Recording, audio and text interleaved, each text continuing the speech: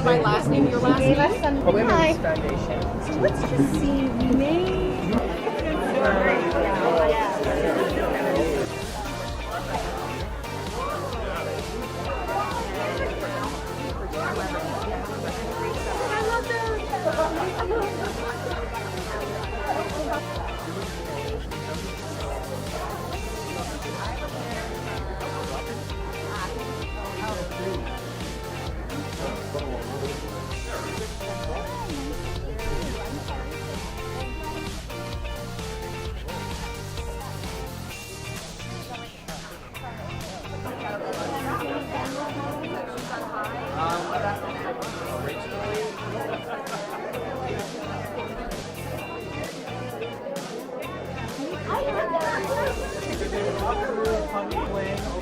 Upside down.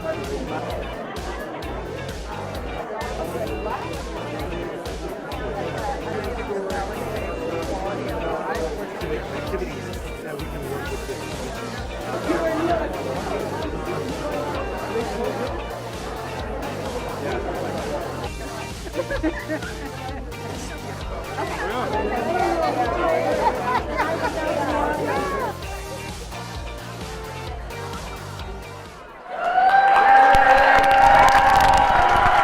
Good evening, and welcome to Social Venture Partners' fourth annual Fast Pitch event presented by Tucson Medical Center.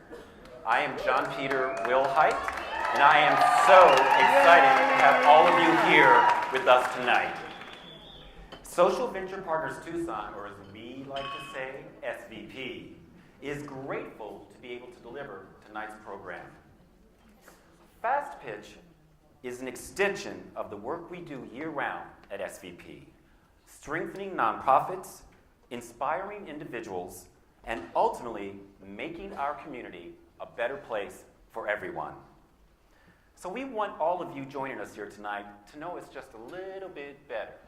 And the best way for us to do that is to have you hear from some of the SVP partners here in Tucson, as well as around the world. Amazing things. At SVP, we're about creating changes in our community. And one of the ways we affect change is through the Fast Pitch program. For the last 2 months, we've worked closely with the nonprofits showcased tonight. And in perfect fashion, you, our community, has come together again to support these nonprofits by selling out this house. Thank you for your unwavering, go ahead. Thank you for your unwavering support of the incredible work that's taking place here in Tucson. So how did we get here? We select 15 participants to go through a 2-month Fast Pitch program. Wonderful organizations from across our community submit applications and go through an extremely rigorous selection process. Once the 15 organizations are chosen, we pair them with mentors who come from varied professional backgrounds in our community. And these mentors have the same commitment that all of you do, which is to make sure the nonprofits are being the best they can be. Each participant works with his or her mentor to develop a message that relates to their organization or that talks about their organization. And next, they begin what we call practice sessions. They get up in front of a panel of experts and practice delivering their message. After the final practice session, I was wondering what you were laughing about. I thought you were laughing at me. I was like, what did I do this time? So after the final practice session, what happens is we have to pick 7 finalists. And let me tell you, that is not an easy process because every one of these participants has worked so hard to get to that final practice session. So it's really a tough decision. So tonight, you will get to experience the results of this 2-month program. But I also want to highlight a few other individuals that are with us tonight that went through the program. There are semifinalists. And although they're not up here on stage with us, they worked hard. And they each have a table in the lobby, and I want to encourage each and every one of you to stop by their tables, find out about their work they're doing, and get engaged with them in some way. So our semifinalists are Sonoran Glass School, Voices on the Economy or Vote, Living Streets Alliance, Iskashida Refugee Network, Job Path, Higher Ground, Friends of Pima Animal Care Center, Eric Haidt Foundation, and Big Brothers, Big Sisters of Southern Arizona. Let's give them all a big hand. All of these organizations are doing work which has a positive impact on individuals in need in our community. So take some time, stop by their table, and find out more about what they're doing. So tonight, along with the inspiration from our keynote, Dr. Gail Christopher, I hope this will be an evening filled with new program insights and new ways to think about the way we do our work as we go forward to create change that will impact people from all walks of life. So at this point, what I'd like to do is bring out a very good friend, Clint Mabee, President and CEO of the Community Foundation for Southern Arizona, to introduce Dr. Gail Christopher. Clint.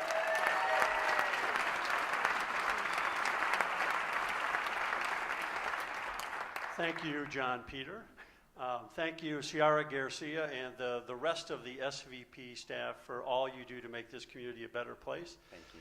Thank you to the SVP board and to John Smith in particular for bringing this concept to Tucson. It's been a game changer. Fast pitch is making a difference. And thank you to Helene Levy for bringing SVP to our community and knowing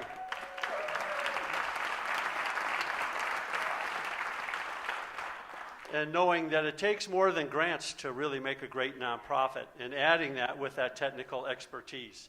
And it is making a difference, and it's making a difference for everyone. And that's why we're here today. At the Community Foundation for Southern Arizona, we also share that commitment to diversity and inclusion. And we are honored to be able to support Gail Christopher tonight as your keynote speaker. And let me read just a few sentences from her resume. Award-winning change agent, widely recognized for designing holistic strategies for social change, drawing on her experience as a former senior advisor and vice president at the Kellogg Foundation, and past executive director of the Institute for Government Innovation at the John F. Kennedy School of Government at Harvard. Dr. Christopher will challenge us all to envision the future of our community, a place of opportunity for all. And now I welcome Gail Christopher.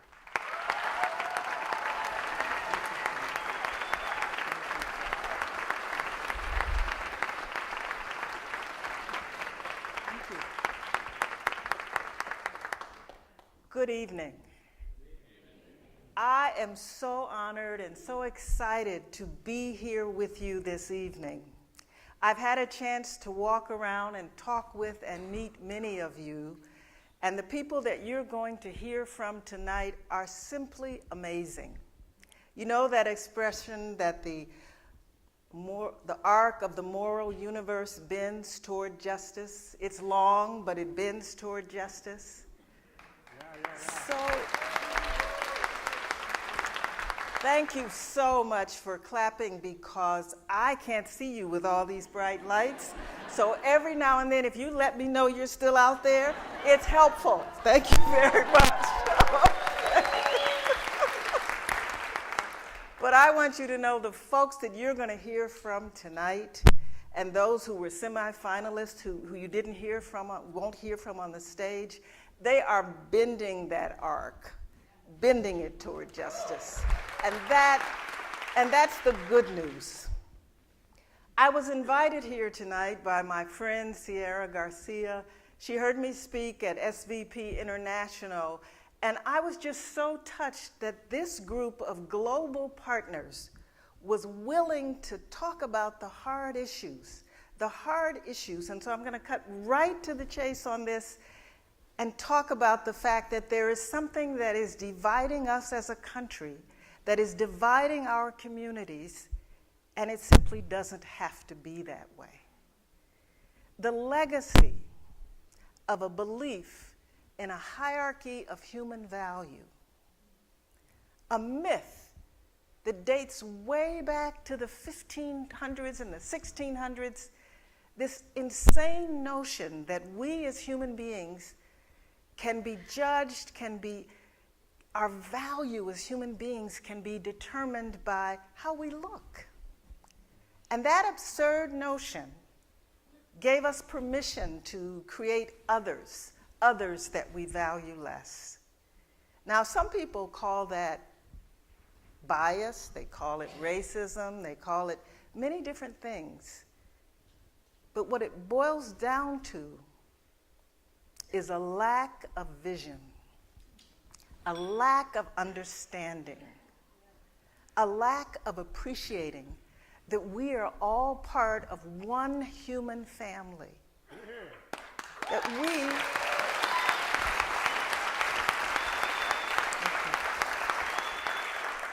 That there is, I believe, a sacred bond of connection that unites us as a whole human family. And when we allow any aspect, any member of our family, any group of members of our family to suffer needlessly, we all suffer.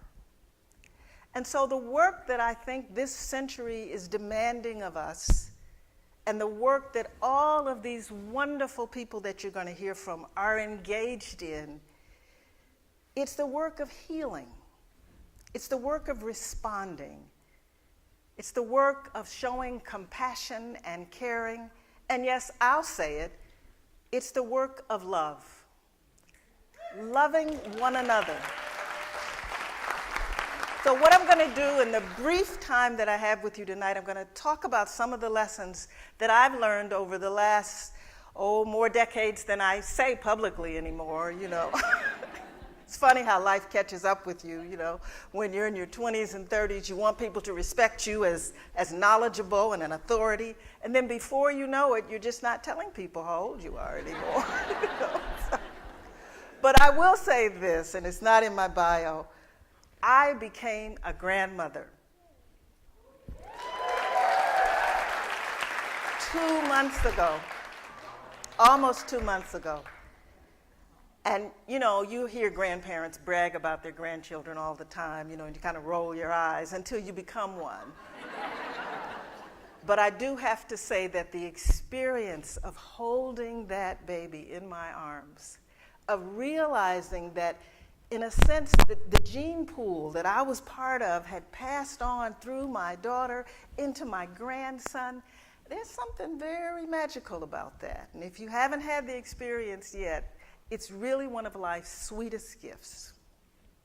Becoming a grandparent, though, really energized me to do more of this work of bringing healing to our nation and to our communities. Health is the measure of the degree to which a society delivers a good life to its citizens. We've learned a lot about what's called the social determinants of health. And we know that health is shaped more by the conditions in which we live than by that small 10 or 15% that's shaped by our visits to the medical community. Our health is a reflection of the quality of our life. Our health is a reflection of the conditions in which we live. And in America, the conditions in which we live are too often shaped by our race or ethnicity or gender or religion. The conditions in which we live in America, in cities all across America, in towns and rural areas, are not shaped by the reality of a commitment to meeting basic human needs. And so many of the programs you're going to hear from tonight are stepping up to fix what's broken. But I want to tell you about an effort that we all need to engage in at a holistic national level, I believe, that begins with creating a vision for America, a vision for a country which has, and I'm a Star Trek fan, I'll admit it, which has jettisoned the false ideology of a hierarchy of human value. I want to tell you that over 200 organizations in this country came together a couple of years ago, really about 3 years ago now, and engaged in a design process to imagine, and that's the first step of creativity, is to imagine. Can you imagine an America that no longer adheres to the fallacy of a hierarchy of human value? Can you imagine an America where equal representation was a truth?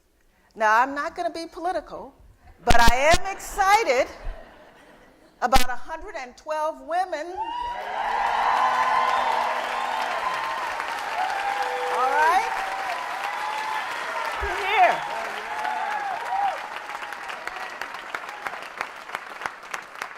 I believe you all are still out there. This is good. 112 women in Congress.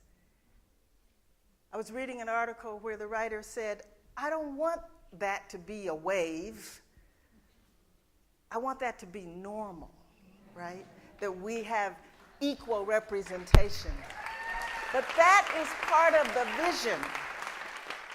That is part of the vision that we all have to hold. We have to believe in America.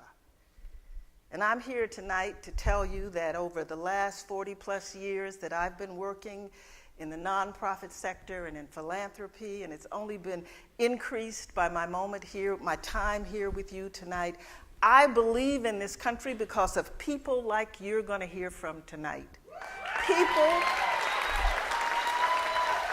People who are not allowing their reality to be shaped by the absurdity of a divisive public debate.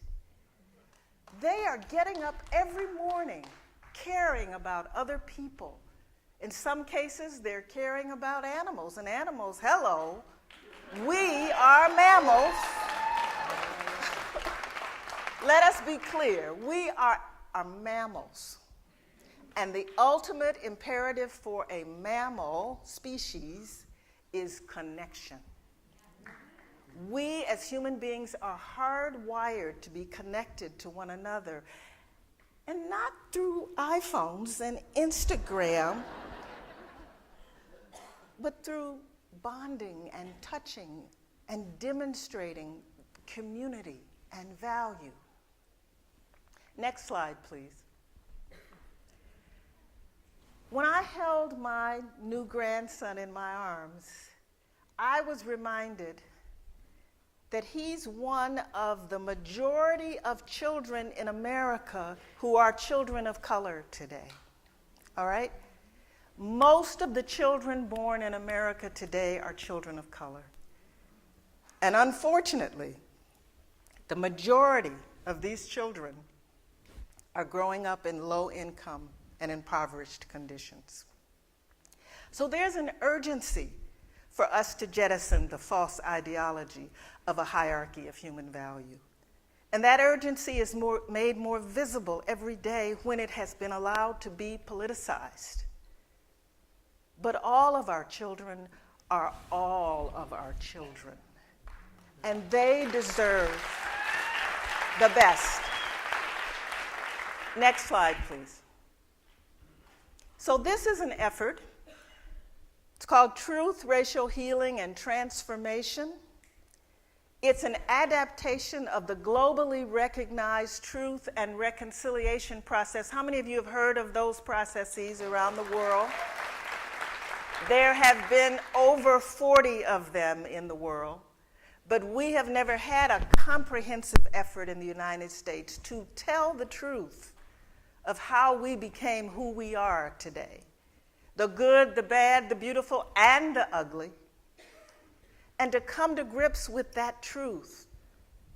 And so this effort, TRHT, is happening on college campuses across America. It's happening in communities across America. And I'm going to briefly go through the framework of this because we can do it wherever we are. We can do it in our institutions, in our organizations, in our governments. The first phase of this framework, of this process, is called narrative change. We have to tell stories, but you know the human brain is wired for stories. But we have to start to tell more comprehensive, more complete stories about who we are. Some of the stories you're going to hear tonight are truly changing the narrative. Changing the narrative, because when you change the narrative, you change the reality. Some people know that and manipulate that. I'll leave that right there. So the first phase is narrative change. Let's start showing the diversity. Let's start showing and revealing the beauty in all of our different variations of representation. That's what narrative change is about. And the second phase is what we call racial healing and relationship building. Now, let me be clear. In a capitalist society, the way that you progress and move forward is through relationships. Okay? And that's what's so beautiful about SVP. They understand that the money is part of the work, but the other part of the work is the relationship. It's the mentorship. It's the connection. It's the embrace of the community. It's the embrace of those who are working. I'm using that word today. It came to me, although I know it's been used recently, and I shouldn't be using it maybe, but we must reach out and engage one another, and the racial healing and the relationship building is a very important part of the work. And there are various methodologies for doing that. Some people said, well, why do you call it racial healing? Why don't you call it a conversation about race? Why don't you call it a dialogue about race? Why don't you call it anti-racism? All of those efforts were important, but they focus on race. And if you take nothing else away from my conversation tonight, recognize that race is not the issue. Because there's only one race, and that's the human race.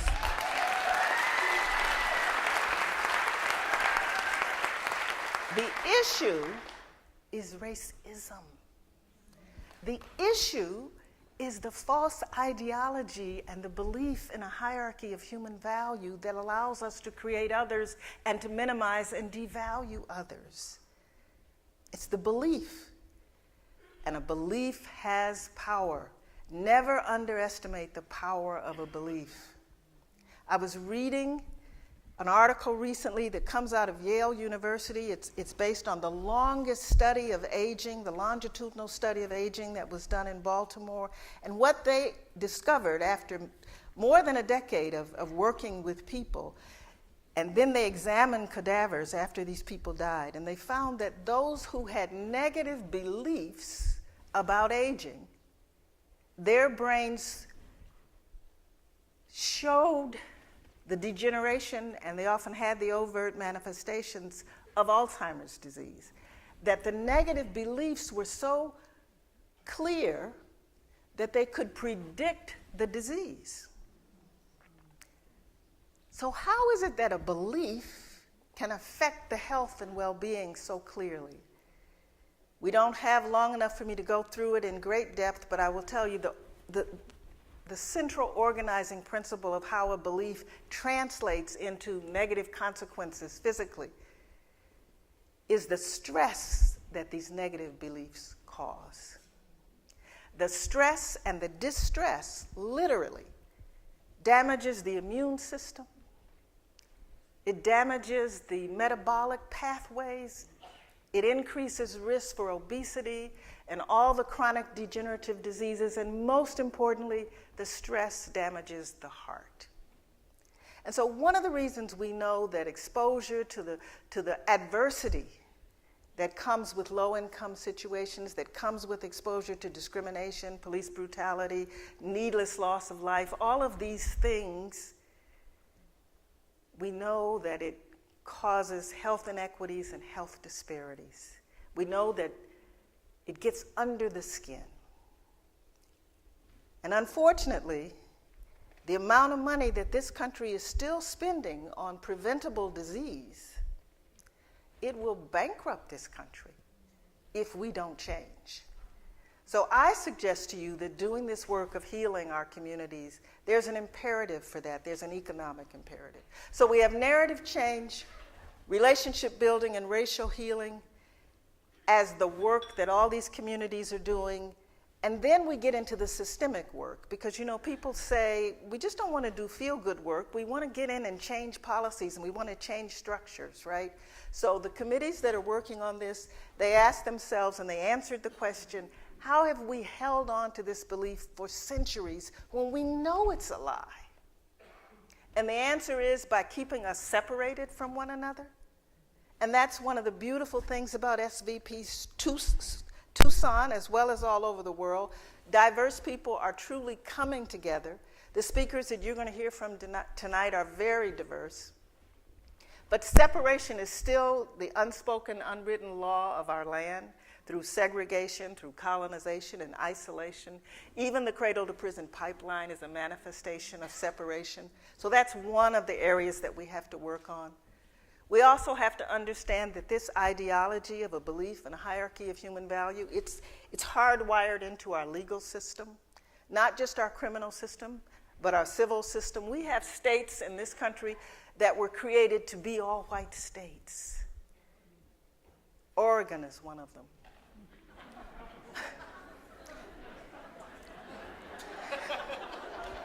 Okay. Not Arizona. Okay. And then, of course, ultimately, this false ideology built our economy. And so that's the framework for moving forward. Communities are doing this work, and they're doing it well. Every time you start to tell a new, truer narrative about America, and you don't buy the hype about division, you don't buy the hype about extreme nationalism, etc., you're telling a new narrative. Every time you reach out and touch people who are different from you, and you listen to their stories, and you create bonds that help you overcome your bias, you're doing some of this healing work. And I can tell you for sure that all of these people you're going to hear from tonight are doing healing work in one form or another.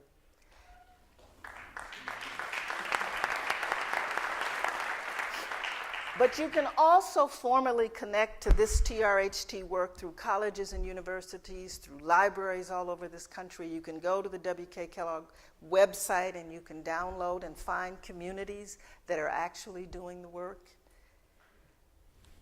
But I want you to understand and make a commitment at a heart level that this is our work. Langston Hughes wrote a poem, What Happens to a Dream Deferred?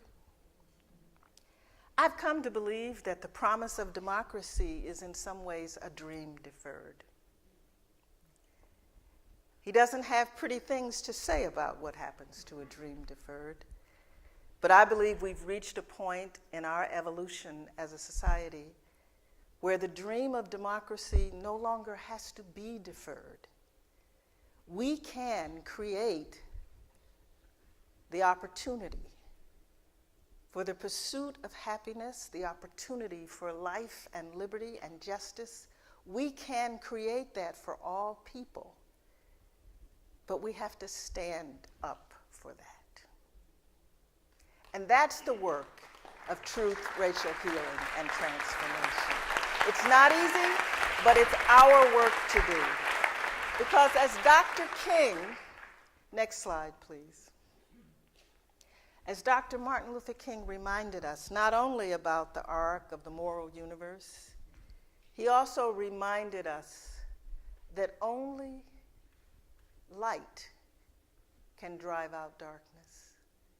Darkness cannot drive out darkness. Fear and hatred cannot overcome fear and hatred. Only light can do that. Hate cannot drive out hate. Only love can do that. There's a book I suggest that you all read, and it's called Rising Out of Hatred by Eli Saslow. In it, he tells the story of one young man who was transformed from someone who had been raised on the ideology of hatred, someone who transformed to the point where he was able to disavow all of that. And this young man was the heir apparent to lead the extreme nationalist movement in this country. But through the love and support and friendship of people that he perceived to be the other, people that he was raised to hate, through their belief in him as a human being, over time his views transformed. And he created a narrative that enabled him to see the collective humanity in all of us. And he wanted that book to be written because he wanted America to know that that ideology is false, and that this notion that we can be a divided nation, that we can exclusively give rights to opportunity to only a few, that those notions are absurd. And he wanted you to know that he could be transformed. And because his narrative is a narrative of transformation, he believes by sharing that narrative that it will help us all to see the fallacy and to come together as one community. So please get Eric's book, read his story, share it with others, allow it to create a space in your heart of faith and hope and belief in the possibility of transformation. Because if this young man could be transformed through the love and support of friends, trust me, anyone can be transformed. Let us learn to listen to each other. Let us learn to care about one another. And let us do it not just for ourselves, but for the children, for the grandchildren. And as our Native American friends would tell us, for 7 generations out. Thank you all very much. It's been wonderful.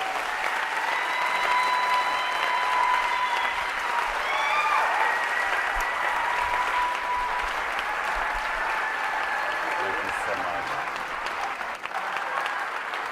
Dr. Christopher, what a powerful message.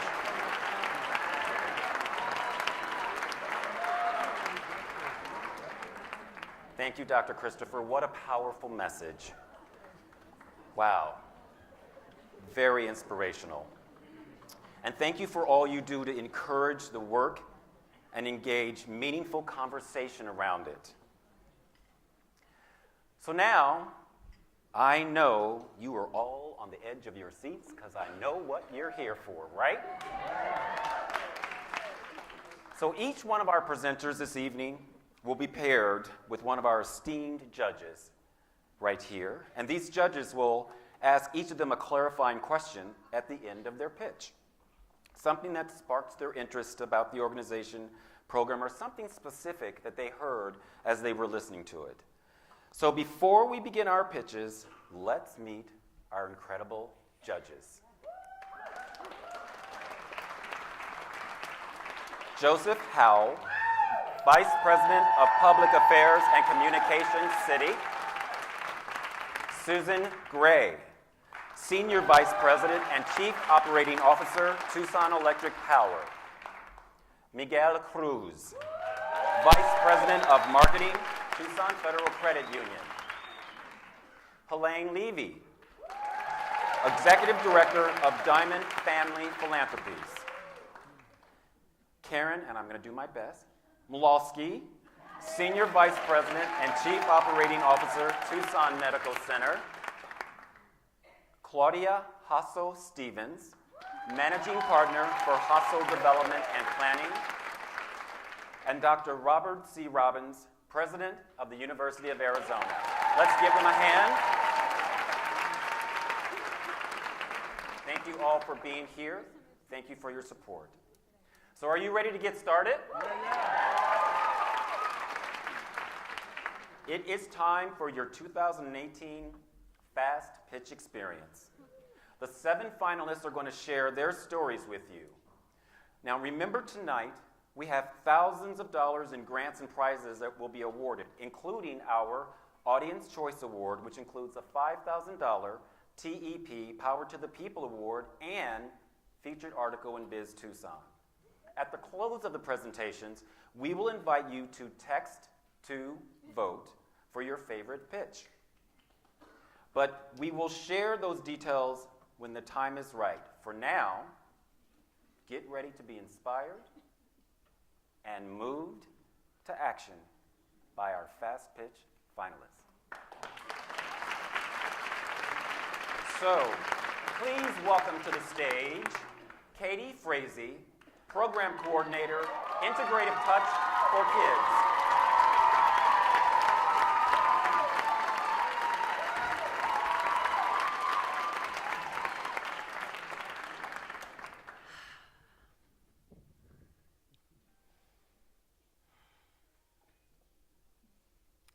Inhale. And now imagine someone you love is in the hospital. It's hard to exhale. You search for answers under the bright lights and loud noises, accumulate stress, lose sleep, and cling to hope. I'm Katie Frazee with Integrative Touch for Kids, or ITK. We've provided healing therapies and education to over 5,000 hospital patients, families, and staff. While the medical team treats illness, we support wellness, reducing the adverse effects of stress and improving overall health outcomes at no cost to families. Research shows that stress reduction drastically improves gene function. This is why the head of Steele Research Center, Dr. Fayez Gashan, is certain that ITK is the future of medicine. Recently, chief hospital staff said to me, "We're stuck. We have a family that won't listen. And right now, there's no way we can save their daughter." 10-year-old Leah was critically ill. Her family was suffering. They were hundreds of miles from their support network, and her parents were angry, afraid, and aggressive.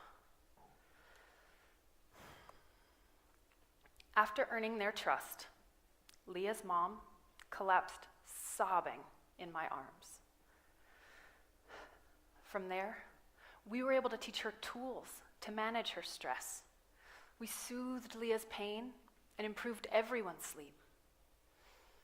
I will never forget the look on Leah's dad's face as he watched the monitor to see his daughter's heart rate, blood pressure, and respiratory rate stabilize. We even supported Leah's nurse, who suffered from migraines, setting the stage for Leah's staff and family to work collaboratively.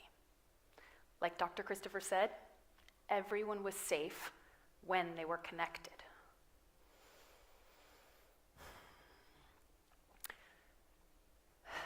We all suffer in isolation. ITK empowers us to heal in community. Helping everyone helped Leah. Our integrative touch model, it's the first of its kind. It's been shown to reduce pain and anxiety by more than 60% and improve well-being by over 50%. When Leah's family, when they left the hospital, they plastered the walls with messages of love and appreciation, attributing their transformation to ITK and returning to volunteer and support more families. If we all gave $100 here tonight, we'd reduce 60% of the pain in 3,000 children. With a gift of $40,000, we'd lay the foundation to scale and replicate this program across the nation. So, You can exhale now. Right? It's important. Because with your support, ITK will be here to hold your family when you need it most. We can replicate these results from pediatrics to geriatrics and share this work with the world. Thank you.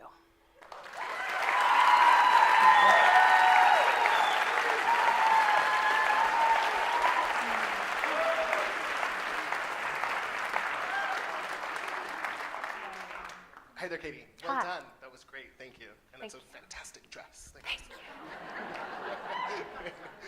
You know, you shared a lot of impressive statistics about pain reduction, and I'm just wondering if there's any other benefits that you see outside of pain, right? Are there any other pain reduction, any other benefits that you see through your therapies? Yes, definitely, yes. And thank you. It's an honor to share more about this work. So, it's true. Research shows that we are significantly impacting pain and anxiety and incredible effects on an overall perceived sense of well-being. You know, we quickly realized that physicians were our largest source of referrals. And when we surveyed them to understand why, they shared with us that the patients we treat are healing better and faster. So, you know, even the kids that we treat, the ones who are in the worst pain are being helped the most. And it's important to remember that so many of the children we see in the hospital are alone. So their pain is complex. It's not just physical, like you mentioned, it's emotional. There's overall well-being and social need there. And, you know, we're very lucky. We have a high-tech medical system. But we also need a high-touch system because these children are undergoing operations and procedures that involve plenty of painful sensory input to the body. They also need positive touch, right? To entrain safety in their nervous system and encourage development in the empathy and compassion centers of the brain. So really, it's dynamic, but this is the gap in healthcare that we fill. That's fantastic. Thank you. Thank you very much for the work that you do. Thank you. Thank you.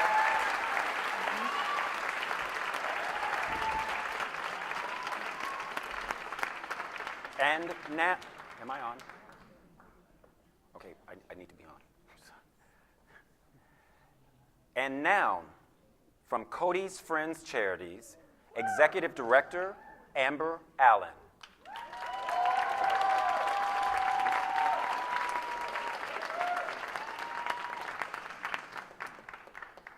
Y'all disappeared.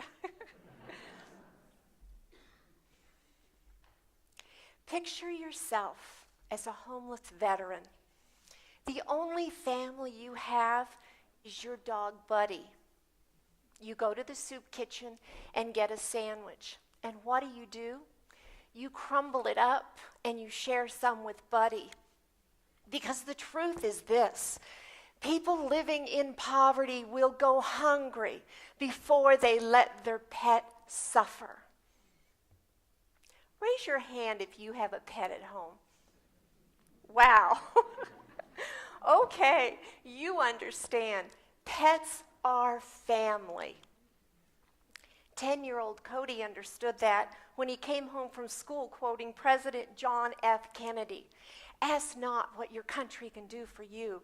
Ask what you can do for your country.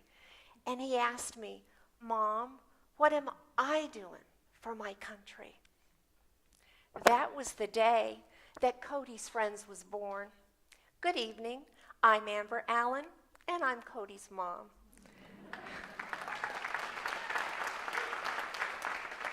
Actually, Cody is 17 now, and he's here tonight.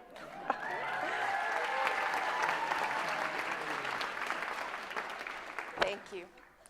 8 years later, Cody's Friends has become a lifesaver for pets and their people living in poverty. The greater good made Cody's Friends one of only 24 Rescue Bank affiliates throughout the United States. With their help, plus an army of volunteers and our 35 donation stations, we're on track this year to distribute over 1 million pounds of pet food and critical supplies to over 35 local human service agencies, such as Meals on Wheels, the community food banks, the Tucson Fire Department, Youth on Their Own, along with 75 animal rescue groups and shelters, including PAC and the Humane Society.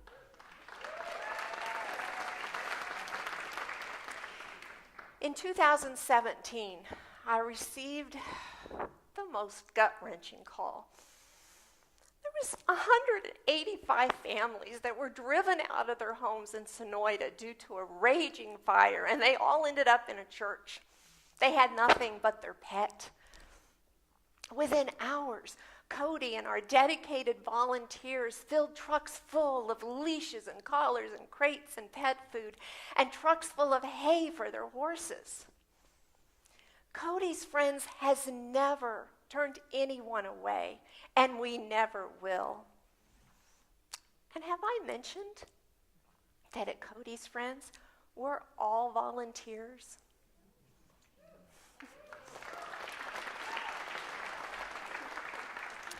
The need in our community continues to grow every day, and it's vital that we work together to answer that need. A monthly gift of $25 will allow us to purchase 150 meals for animals in need every month. A gift of $2,500 will allow us to purchase a washer and dryer so we can sanitize all the pet beds and blankets. A gift of $25,000 will allow us to hire our first crisis line operator and dispatcher. Cody, 8 years ago, you asked me, what am I doing to help my country? Tonight, as I stand on this stage, I have to say that every single day, this organization saves thousands of lives, and we are here to stay. Please join us. Become one of Cody's Friends. Thank you.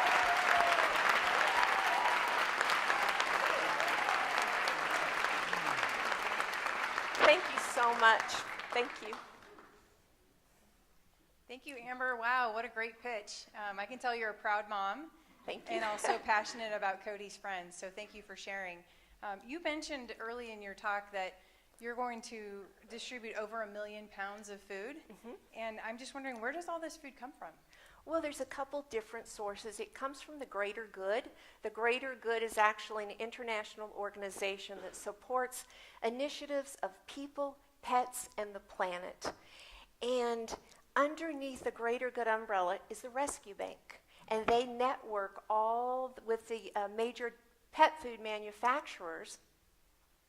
So in the entire United States, there's only 24 affiliates that receive those massive semi-truck loads of pet food and then distribute it in their area. And thankfully, not only did we receive it, but we brought it to Tucson. So it was great. Great, thanks so much for sharing. Thank you.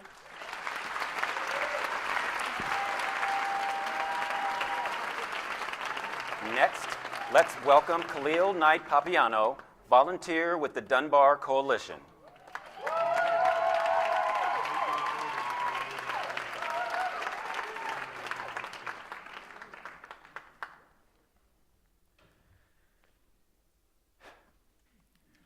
Did you know that the first and only segregated school in Tucson opened in 1913 and was called the Colored School?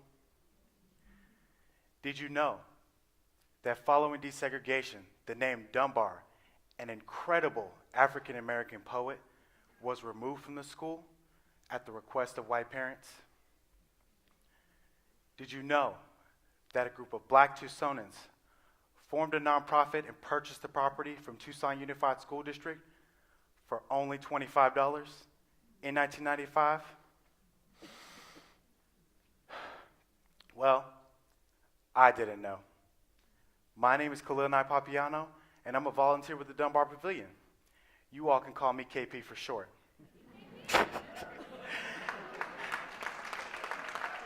As a young black man, I felt that there was no place for me here in Tucson. But when I walked through the doors of the Dunbar and met Debbie, she showed me that I had a place. She introduced me to the Dunbar Coalition, the nonprofit that brought the property back to life. I met the owner of the largest barber academy in Tucson. I met the owner of the Performing Arts Dance School. I even met some members that walked the very halls of this school when it was segregated. They're all community members. And there I learned that these people, this community, is at the heart of the Dunbar Pavilion's core mission, which is to recognize and elevate the accomplishments and contributions of the African American community in Tucson and Southern Arizona. The Dunbar creates a sense of place where we open our doors to a wider community with a similar vision of reversing the effects of segregation and creating a Tucson that is fully reflective of the people that call this region home. African Americans are an estimated 8% in our community here. However, we are far from invisible. The Dunbar Pavilion is a 55,000 square feet property sitting on 2.5 acres that represents the power of African American leadership and community can have on the social, cultural, and economic well-being of this city. With this in mind, our goal is to raise $1.5 million by November 2020 to ensure the Dunbar Pavilion stands for the next 100 years. A gift today of $100 creates stability. It allows us to continue managing our operating costs. An individual $1,000 or more addresses the structural issues. Finally, a corporate gift of $25,000 or more will actualize the vision of more community convenings, cultural activities, and a research center and museum. For people like me who didn't know, we now know. We know there's a history, a foundation, and a place where we can work on reversing the effects of segregation and creating a Tucson that is fully inclusive, reflective, and equitable for people like me. Thank you.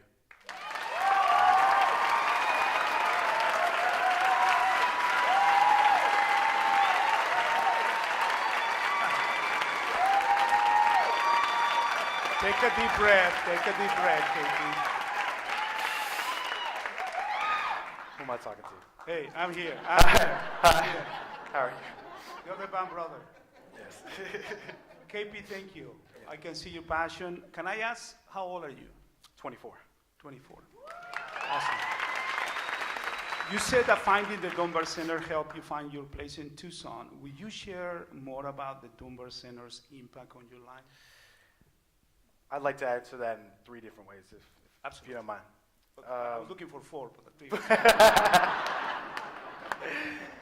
Well, I'm very passionate about community, and I like, in thinking about community, I like to help others succeed. So coming to this place and getting the leadership and the mentorship of Debbie Chess-Mabey, it created a way for me, passion meets purpose, and it created a direction for me to move forward and achieve those goals in multiple different ways, a foundation, and then to leap forward with those goals. And I am the first black person on this stage as a part of SVP.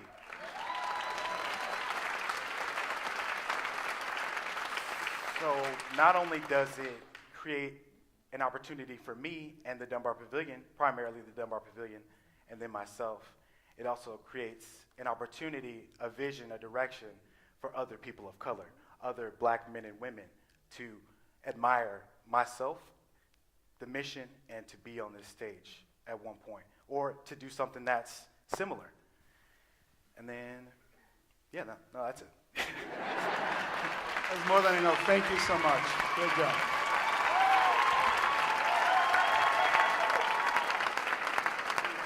Please welcome Chief Financial Officer Maggie Trinkle with Sky Island Alliance.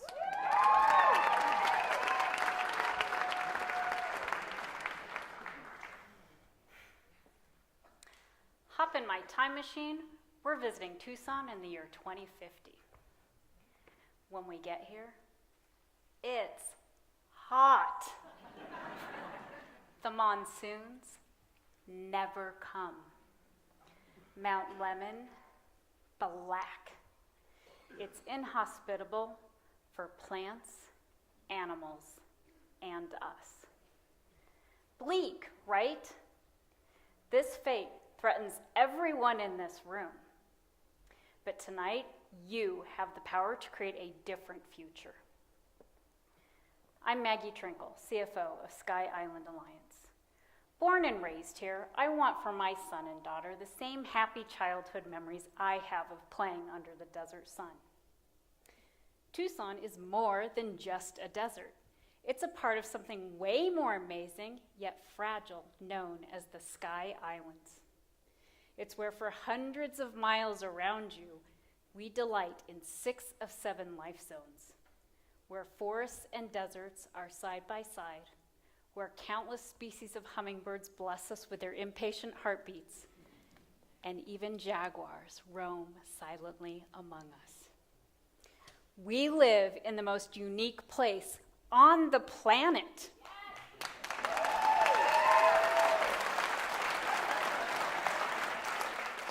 I now know to save the lives I want for my kids and grandkids, I have to save the Sky Islands first. But what do you love about living here? Is it cycling up Mount Lemmon? Is it listening to birds while sipping your morning coffee? Is it the smell of rain? Imagine if this all disappears. Not only will the spirit of Tucson be lost, but our entire ecosystem, fresh water, clean air, our ability to grow food will collapse. This is what Sky Island Alliance works to prevent. Last year, we revived 11 ponds, planted over 6,000 native plants, and conducted scientific projects designed to protect this way of life. And it was only possible because of 600 of your neighbors volunteered over 10,000 hours of their time.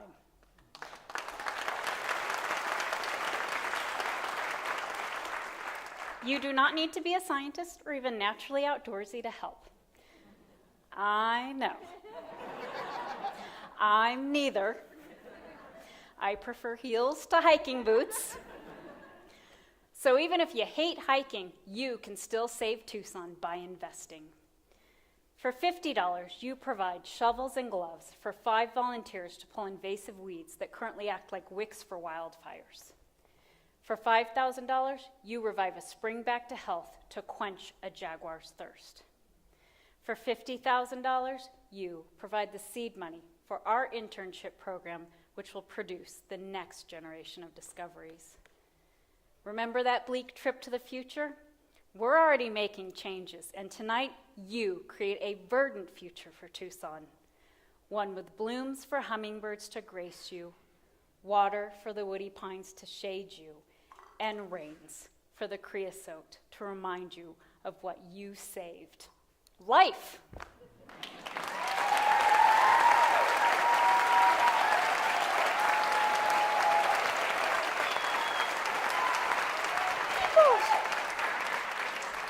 Good, I can see you. Hi, Maggie, I'm Helene. Thank you. Great presentation. Thank you. And I saw the Sky Island signs when I went up Mount Lemmon last weekend. How is Sky Island's work connected to the global conversation about climate change? Yeah, we actually are, almost in the epicenter of what is going on in the world. And in fact, since we have 6 of 7 life zones, all the work we do here can easily be transferable to pretty much anywhere else in the world. And it is pretty easy to get really despondent and depressed about what things are going on in the world with climate change. But one of the great things that we do, I feel, in our organization is we keep this really great vision for what we want to happen and save in this region, and then we take it down to the actual hands-on work with volunteers. And when we go out into the earth and we repair a wounded landscape, and we get your hands in the dirt, and we make that positive change, people come back, people make change, And over time, I mean, how great a footnote in history is to be a part of that type of repair work and fixing, you know, the planet. So, thanks.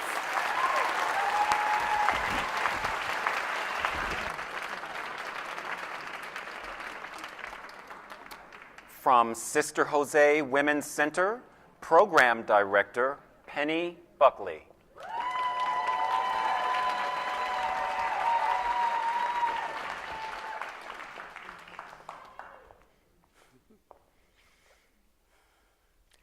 Uninterrupted sleep, a hot shower, clean underwear, a warm cup of coffee.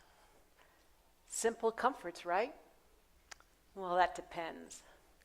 Simple to the 54-year-old dialysis nurse who lost her job and home due to a work-related injury.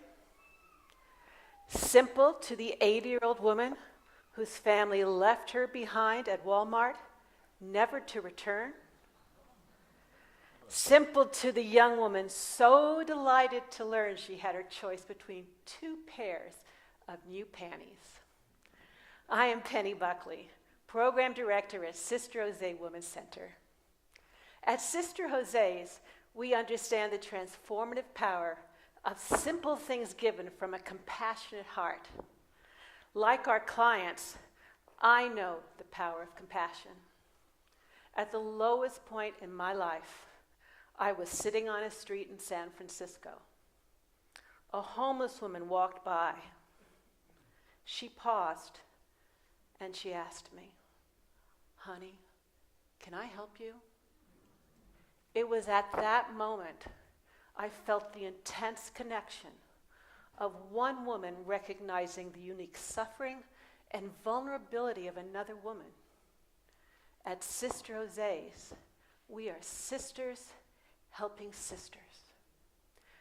We know that 1 in 4 homeless people are women.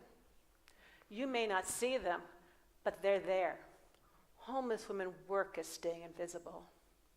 At Sister Jose's, the average age is 47. In a U of A study in 2017, we found that more than 60% of our clients suffered from moderate to extreme medical problems. On the street, everything is bartered for. Usually it is forced sex in exchange for safety. In our study, we found that more than half the women we work with had problems with male aggression. At Sister Jose's, there is no threat of violence or rape. We are sisters helping sisters. Sister Jose's welcomes up to 100 women daily. There, women come together to raise each other up. Hot meals, hot showers, new underwear, all given without barter. At Sister Jose's, women learn to trust again by sharing safe space day and night. We offer programs and services that lead women to income and housing security. Our approach works. Since 2017, more than 70 women housed, 50 women enrolled in life skills, and currently there are 5 women working at our center. Tucson's generosity made our new home on Park Avenue debt-free. But the river of need never stops running. For $100, a dozen women can attend our day program. For $3,000, we can keep the lights on and the water flowing for 1 month. And $10,000 will provide a safe sleep and a hot meal for more than 700 women. Join me. Take a simple action to transform a woman's life. Thank you.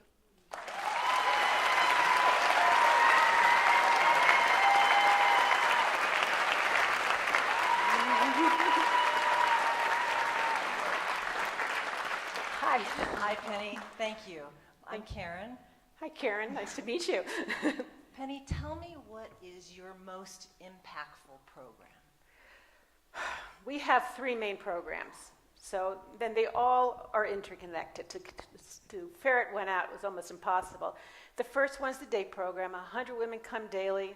We give them everything they need to meet their survival needs. Number 1, safety, food, shelter, showers, clothing, and access to services. We are a hub of services. We bring in collaborating partners to bring housing opportunity, behavioral health services. Even El Rio comes to provide medical help. So that's essential. But it's dangerous on the street at night. So we can sleep 36 women every night. And we are full every night. And we have to sometimes turn women away. And that's one of the hardest things. But with that night program, women become stable. And with that stability, they can do the hard work of moving forward. It takes a long time. We want it to be a quick fix. But the layers of trauma and just woundedness that so many homeless women face, it's just a long time of recovery. And we do have a wonderful new empowerment program called Create. We have information out there on our table, which is where we work with small teams of women over 26 weeks. They stay in our day program, they sleep in our night program, and we have classes in which they start building up their personal identity, their self-confidence, finding things that they love about themselves, partake of job readiness, write their resumes, get ready to move forward, overcome obstacles. And we've just started this last September partnering with the YWCA and have 4 women getting ready to graduate from an 8-week culinary program. So that's the short answer. Thank you. Thank you.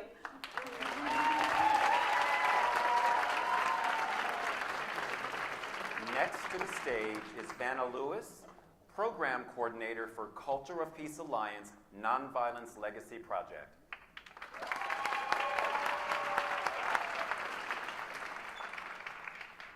A moment of silence for those who lost their lives yesterday night.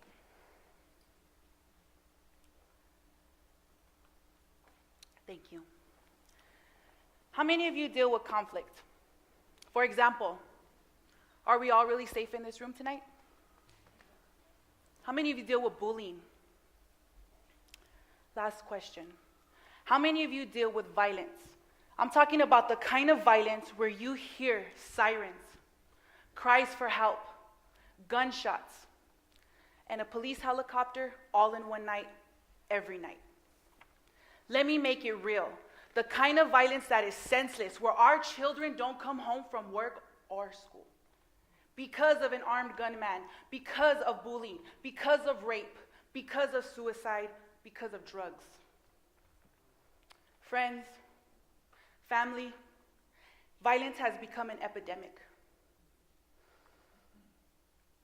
Peace to you this evening. My name is Vanna Lewis, and I am a native Tucsonan, a Native American woman, and the Nonviolent Legacy Project Coordinator, a nonprofit out of the Culture of Peace and Alliance. Growing up on the South Side, I watched my friend Gabriel get shot at our local high school. I watched my mother get beat daily by my father, and I becoming self-hating, hopeless, and suicidal. Thankfully, a friend told me about the Nonviolent Legacy Program, and it changed my life, and it is changing the lives of youth every day. The Nonviolent Legacy Program creates a safe place where youth can share personal stories of survival of violence, learn powerful techniques of how to defuse, de-escalate, and respond to conflict in a nonviolent way. The Nonviolent Legacy Program has been teaching and practicing peace for 10 years now in the Tucson community. And to date, yes. To date, we have served over 2,000 youth, helping them with their struggles. It is clear that our world needs help dealing with conflict and violence. Help us tonight break the cycles of violence. Your gift of $1,000 will enable us to train 20 youth to take back their techniques into their neighborhood schools. Your gift of $10,000 will enable us to train 200 youth. And your gift of $30,000 will enable us to hire a full-time program coordinator who will take the Nonviolent Legacy program in additional 25 neighborhood schools. Your child, every child, has a right to live without the fear of violence. Thank you.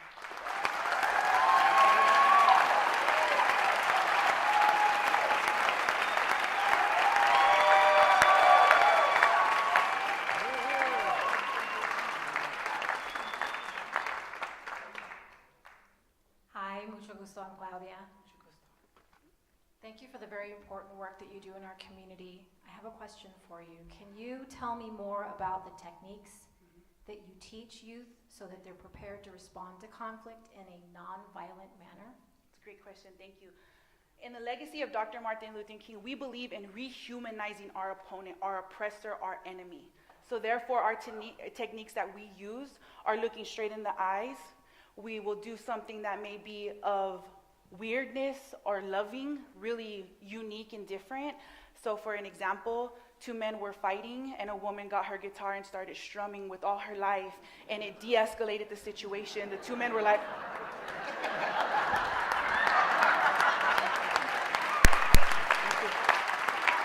Thank you.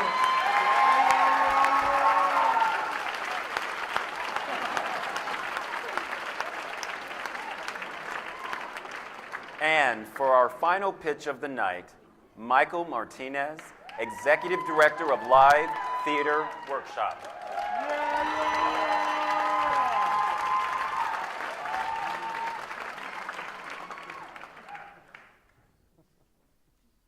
I first saw Marcos running down his school's hallway with an overstuffed backpack bouncing from side to side. He was running toward Live Theater Workshop's after-school program where he would be auditioning for The Lion King. When it was his turn to get on stage, his excitement turned to fear. And it took a lot to even get him to say his name. But he found his courage and he told us that he wanted to be Simba. I was Marcos's teaching artist that day. My name is Michael Martinez. I'm the executive director of Live Theater Workshop. In high school, I found a drama program where I learned to be safe and creative. Just like Marcos, I remember being terrified to get on the stage, and at the same time knowing I had found my place. Marcos was a kid who was ready for someone to believe in him, and these programs had been cut from his school. Funding for the arts had been shifted to tutoring in an effort to raise test scores.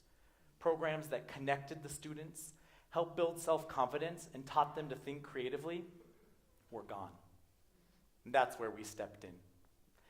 On opening night, Marcos and his pride roared their final roar, and the audience leapt to their feet to applaud. Everyone was so proud. But his mom and the principal were off to the side in tears. The Lion King was a learning moment for them. Marcos had been labeled a non-speaking ESL student. He was so embarrassed that he didn't speak English well that he simply didn't speak. His teacher, his principal, not even his mother knew what he was capable of. But theater had become a different way to think about language and learning. Theater had a purpose that he understood, and for him, it was worth the risk to finally share his voice. National Endowment for the Arts studies show us that kids involved in arts programs are 3 times as likely to have perfect attendance, and GPAs 65% higher than their peers who don't have access to those programs. Right here in Tucson, we teach over 1,200 kids a year in 30 schools. We have internship partnerships in almost every high school. We teach teamwork, innovation, and create opportunities for kids to find their unique voice. These skills are not extracurricular. It is not extra to raise a generation of kids who will apply these skills to whatever field they pursue. It is not extra to give a kid like Marcus a fighting chance, a kid who needs an education that helps him step away from his label and find his voice. We've got to scale it up. $10,000 pays for a program just like The Lion King for 150 more kids.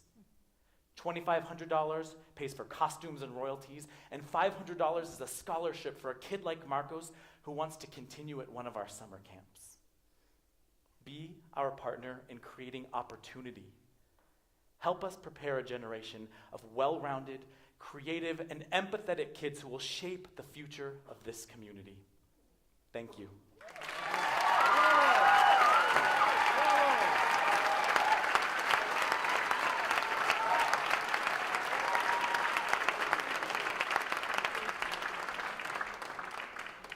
Good evening, Michael. Thank you for that very passionate presentation and for all the work you're doing. We want all of your kids to come to the University of Arizona. Many of them are. Thank you. So with so many in need, how do you decide which schools get your services? How do you pick and prioritize? Our vision centers around access. And so we see the research. The research is out. It's clear that these programs are beneficial to these kids. Anecdotally, we see this all the time with the kids we work for. And so we are looking for kids who don't have this at their schools, that don't have this in their homes, and don't have any way of getting theater education, theater performance into their lives. We form partnerships with teachers and principals, and we really cultivate those relationships because those are the people who tell us where the kids are most in need and help us figure out where we're going to provide those services. Thank you.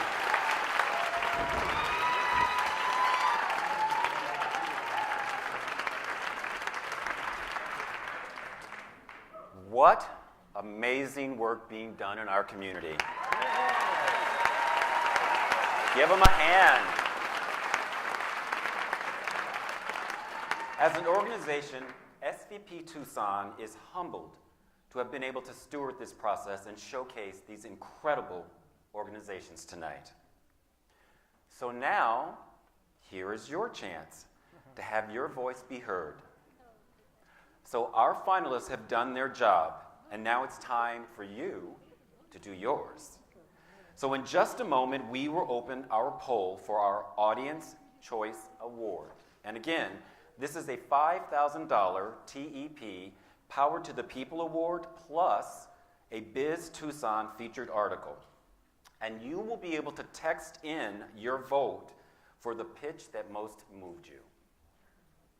So polling will be open for 10 minutes, so get your votes in quickly.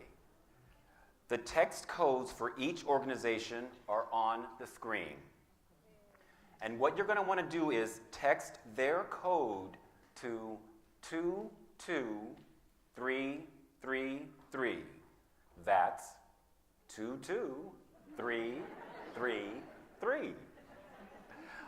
Each phone is only allowed one vote. So, oh yeah. You didn't think we were going to let you do that, did we? One vote.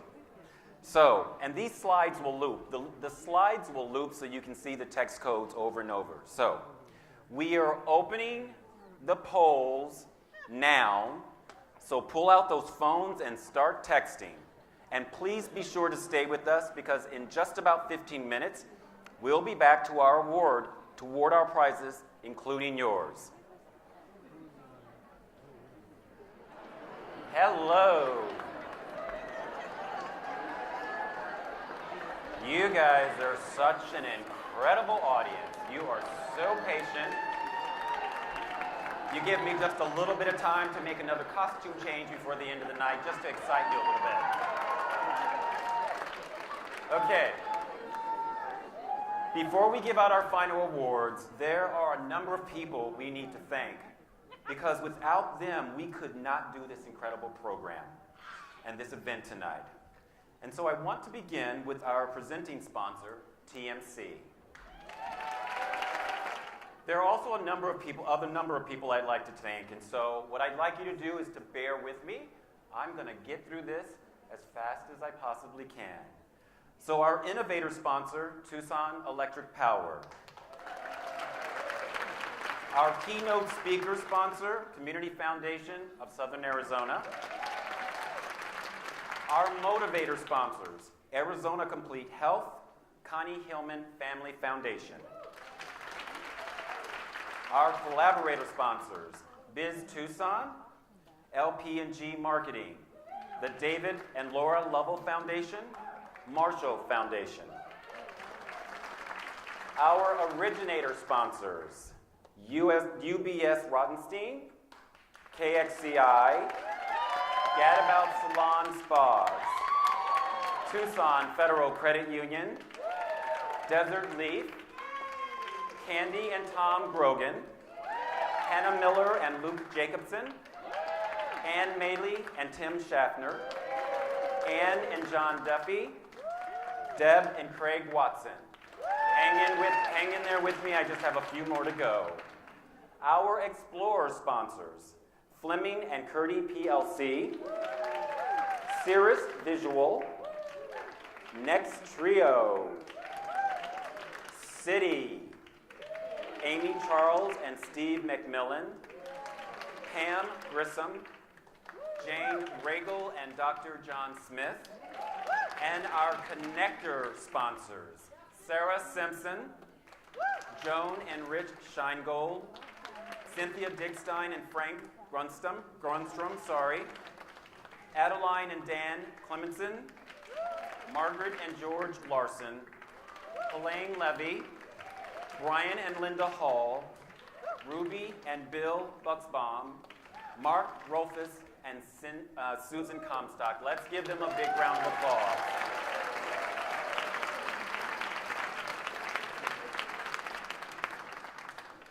Thank you so much. So now what I'd like to do, because I think she might be ready for me, is to help me host the awards ceremony, bring on my teammate and our Chief Executive Officer, Sierra. Thank you all. Can we get a round of applause for SVP's Director of Community Impact and your host this evening, John Peter Wilhite?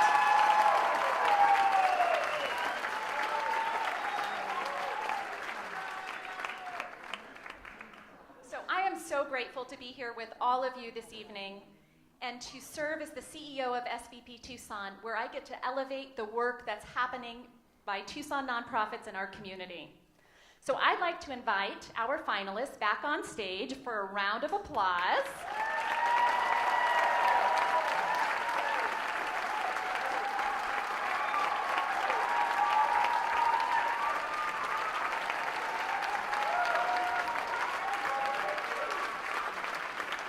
Ladies and gentlemen, the 2018 Fast Pitch finalists.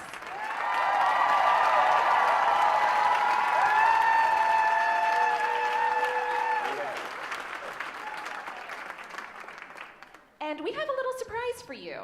Jane McCullum from the Marshall Foundation, will you come join us on stage?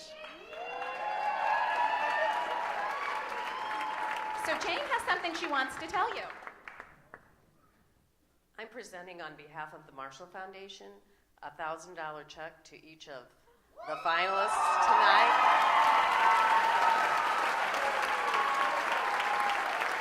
Thank you for your dedication to your organization and to your community.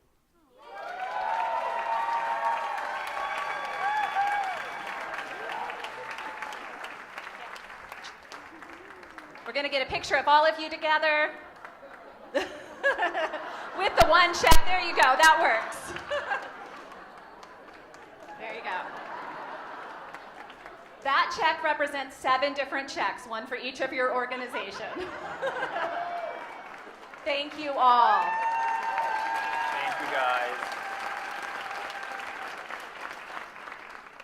So if you'll go ahead and wait side stage. Okay. So we have 5 more awards to give out this evening. Each of the awards has been decided by a different group. And any of the awards tonight are anybody's game. We're really excited to find out who's going to win. So on to those awards, I'd like to introduce Greg Taylor and Michael Serino from Arizona Complete Health.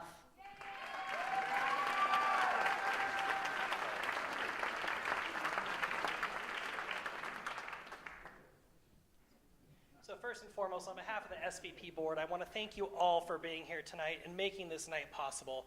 This is such a special night for everybody, a special night for our participants, a special night for the organization. Secondly, on behalf of Arizona Complete Health, who is a health plan here in southern Arizona, we want to thank you all for being here and giving us the opportunity to transform the health of the community one person at a time. All of our participants tonight came into this process to make a transformation, not only with themselves, but within the communities that they serve. So on behalf of our employees, who were all selected and anonymously voted for our Arizona Complete Health Community Transformation Award, we would like to welcome the Nonviolence Legacy Project. Congratulations. And thank you for everything you're doing for our community.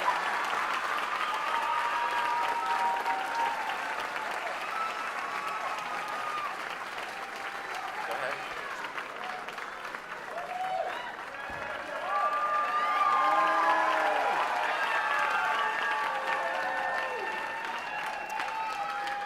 Okay. The next award will be presented by the Connie Hillman Family Foundation. So please welcome Carrie Rednauer, Susan Villarreal, and Larry Adamson.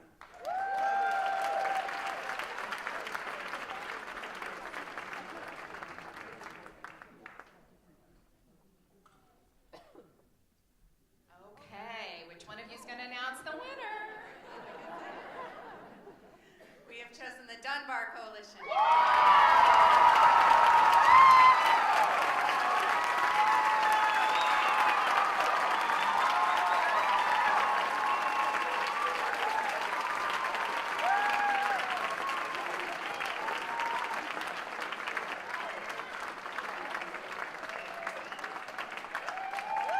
You'll get together for a picture. Thank you. Congratulations. Okay, so now it's the award you have all been waiting for, the Audience Choice Award. This includes the TEP Power to the People $5,000 award and a feature article in Biz Tucson magazine.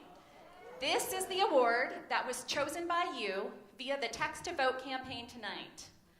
I'd like to welcome Joe Salkowski and Wendy Erica Worden from TEP to stage to announce the winner.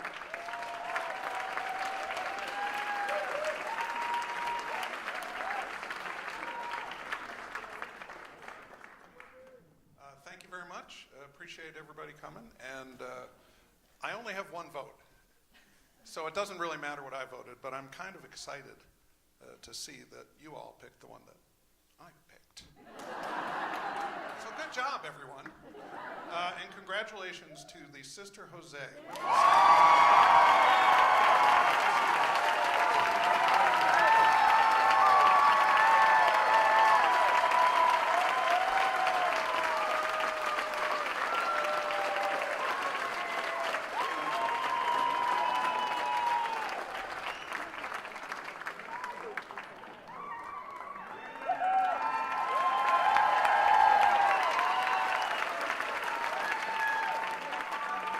Thank you very much. Thank you. Okay, so the next award will be the Judges Award. And to present tonight's Judges Award, please welcome SVP founder and judge from this evening, Helene Levy.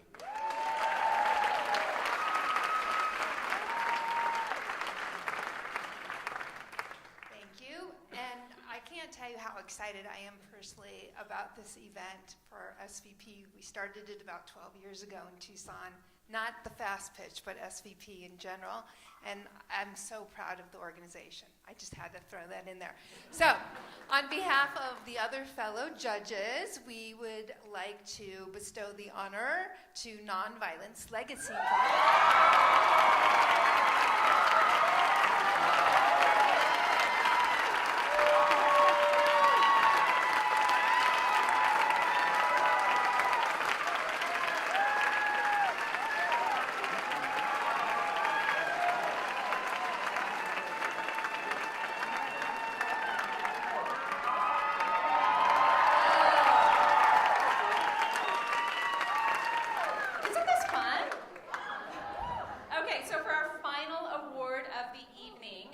like to invite SVP Tucson partner and our Fast Pitch chair, Dr. John Smith, to the stage.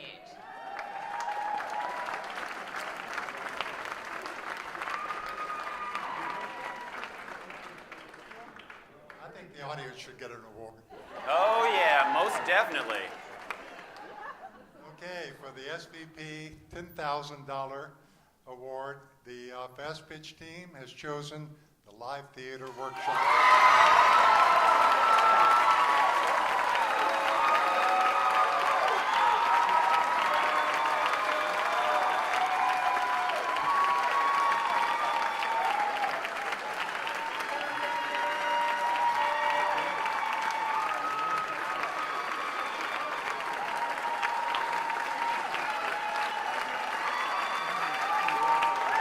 Hey, thank you. Wow. This is the liveliest crowd we have ever had at Fast Pitch. You Thank guys you. rock. I am telling you, you are awesome. This is so exciting. What an exciting evening, and one that's so inspirational and so many great stories. So first of all, you as an audience are incredible. So thank you so much for just being here, being so present, and just going the journey with us. You guys rock. So, but it's not over. We hope that you have been inspired into action. And all 16, as I said earlier, all 16 of our participants are waiting in the lobby to meet you. So if you didn't get a chance to meet them, really take the time, stop at their table, find out more about their incredible programs. We have incredible nonprofits here in Tucson doing some incredible work and creating change. So our friends at Next Trio are going to be there to help you with your donation process. So what I want you to do is take a few moments, watch this video, and it'll explain how you kind of maneuver when you get out. Okay, can we give a round of applause for our Next Trio team for providing all of the technology for tonight's event? Okay. So I want to thank each and every one of you for being here tonight. And I would imagine that you are feeling the same way I am, inspired into action. And I hope you will take time to connect with the Fast Pitch participants and with SVP Tucson. On your seats, you will find an invitation from SVP Tucson. It looks like the one John Peter has here. Well done. And we look forward to getting to know you better. So I want to thank you for being here and invite you to join me out in the lobby for food, drinks, and opportunity to connect. Have a wonderful evening. Thank you all so much. We'll see you out there.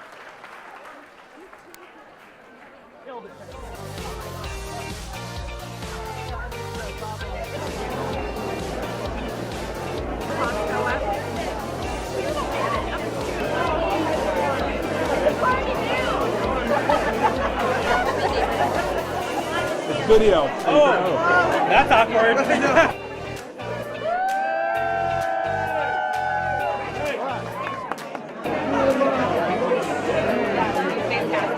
Yeah, just brighten up about stopping.